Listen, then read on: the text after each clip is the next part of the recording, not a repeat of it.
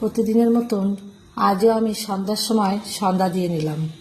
এখন তো আবার বিকেল 5টার পরে পরেই সন্ধ্যা লেগে যাচ্ছে, তাই সন্ধ্যাটা দিয়ে ভাবলাম এবার একটু চা করে নিই। এখন তো আর মেয়ের কোনো বায়না নেই, তাই যেদিন যেমন ইচ্ছা করে আমি সেদিন সেরকমভাবে চা করি। তাই ভাবলাম আজ একটু গ্রিন টি করে নেব। মেয়ের বিয়ের আগে তো প্রতিদিনই মেয়েকে জিজ্ঞাসা করতাম, কিরে আজকে কী চা খাবি? তখন তো ও যা বলতো আমি সেরকমভাবেই চা বানাতাম। এখন তো শ্বশুর বাড়ি, তাই ওর সব রকম বায়নাগুলো খুব মিস করি। কখনো কখনো আবার মেয়েও চা বানাতো।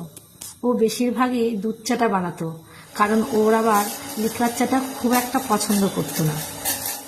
এই নিয়েও মা মেয়ের কত খুনসুটি হতো। তাই ভাবি সময় কখনো একরকমভাবে চলে না, সময়ের সাথে সাথে তার প্রতি মুহূর্তে পরিবর্তন ঘটে। আর এটাই বাস্তব, কিন্তু মেনে নেওয়াটা খুবই কঠিন। জলটা ভালো মতন ফুটে গেছে, তাই আমি গ্যাসটা বন্ধ করে দিলাম। এবার এর মধ্যে আমি দিয়ে দিচ্ছি পাতা চা। এখানে আমি চিনি ব্যবহার করছি না, যেহেতু এটা গ্রিন টি, তাই চিনি না দেওয়াই ভালো, তাই চিনি ছাড়াই আমি করছি। এবার আমি এটা ঢেকে রেখে দেবো 3 থেকে 4 মিনিট মতো।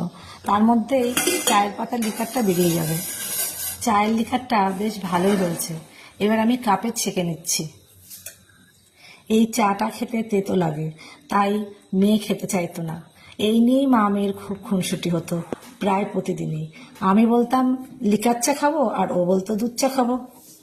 এখন তো আর বায়না করার কেউ নেই। ওই সব দিনের কথাগুলো খুব মনে পড়ে। এখন শুধু পথ চেয়ে বসে থাকি আর অপেক্ষা করি কবে যে মেয়ে বলবে যে মা আমি আসছি আজকে বাড়িতে।